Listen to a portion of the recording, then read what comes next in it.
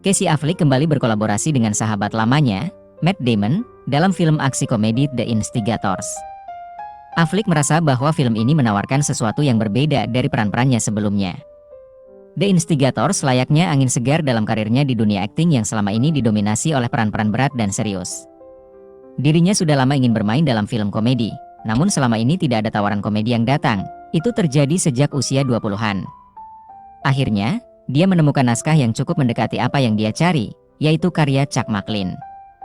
Ia adalah penulis naskah yang luar biasa. Dengan 20 naskah yang belum diproduksi di rumahnya, Casey membaca banyak di antaranya dan menemukan satu yang menurutnya potensial. McLean kemudian memberi kebebasan kepadanya untuk mengembangkan naskah tersebut selama lebih dari setahun. Setelah menyelesaikan draft awal, Affleck mengirimkan naskah itu kepada Matt Damon dan istrinya, Lucy, sebagai pembaca pertama.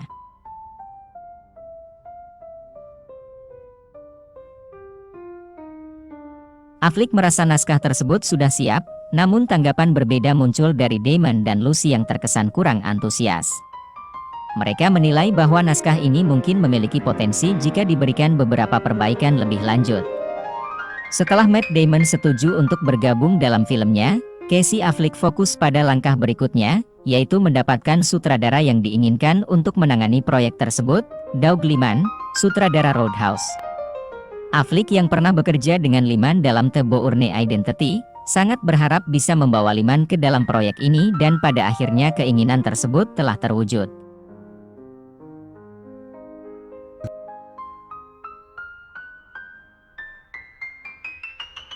Film ini mengikuti kisah Rory, seorang ayah yang tidak beruntung yang dengan berat hati bekerja sama dengan mantan narapidana Kobe, diperankan Affleck, untuk mencuri dana dari seorang politikus yang korup.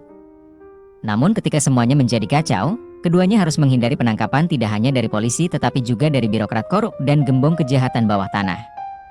Saat dalam pelarian, mereka berhasil meyakinkan terapis Rory, Hong Chow, untuk membantu pelarian mereka. The Instigators turut menghadirkan Hong Chow, Michael Stuhlbarg, Paul Walter Hauser, Ving Rhames, Alfred Molina, dan Toby Jones, serta tambahan dari Jack Harlow dan Ron Perlman. Film ini dapat disaksikan di platform Apple TV. Entah bagaimana, pada tahun 2024, semua daya itu hanya layak untuk dirilis di bioskop selama 1 minggu di zona mati bulan Agustus, dan segera ditayangkan di layanan streaming. Dengan beberapa minggu di bioskop untuk meningkatkan daya tariknya, banyak yang membayangkan film ini akan sukses, terutama karena film ini sangat santai. The Instigators dimulai seperti Reef, The Ocean's 11, dengan sekelompok pencuri kecil yang dikumpulkan oleh bos kejahatan yang kejam, Mr. Besegai, diperankan Stuhlbarg, untuk melakukan pekerjaan besar dan kemudian tidak pernah membicarakannya lagi. Tampaknya wali kota yang sedang menjabat, diperankan Ron Perlman, adalah seorang penjahat yang hampir menjamin pemilihannya kembali, dan suap tunai yang akan dibawa ke pesta kemenangannya menjadikannya pekerjaan yang ideal.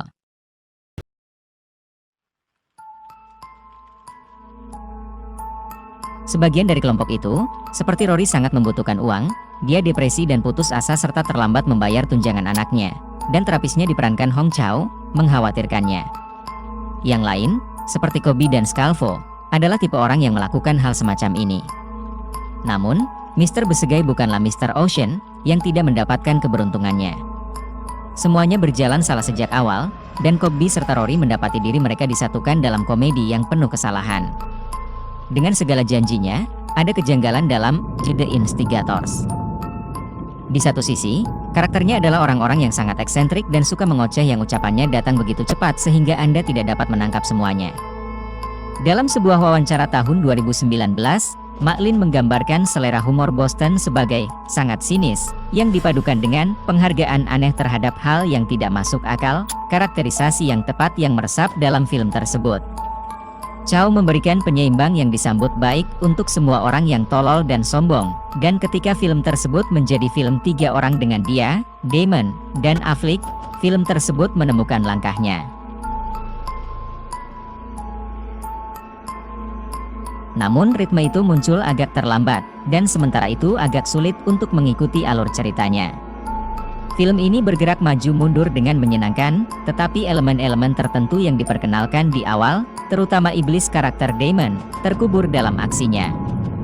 Jelas film ini mencoba menumbangkan Ocean's 11. Namun inti dari subversi adalah untuk melemahkan otoritas. Seperti halnya Walk Hard, The Dewey Cox Story menumbangkan film biografi musisi, atau film-film Robert Altman menumbangkan setiap genre. The Instigators tidak membahayakan genre perampokan yang apik dan hebat, mungkin karena fantasinya begitu mencolok sejak awal. Film ini jauh lebih tertarik untuk merayakan kota kesayangannya yang dipenuhi orang-orang aneh yang hebat dan tangguh. Boston mungkin adalah kota Amerika paling khas yang membuat para pembuat film terobsesi.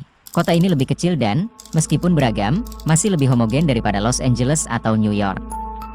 Meskipun Boston dan sekitarnya memiliki beragam aksen mikro, bahkan orang luar dapat mengenali daerah tersebut dengan mudah.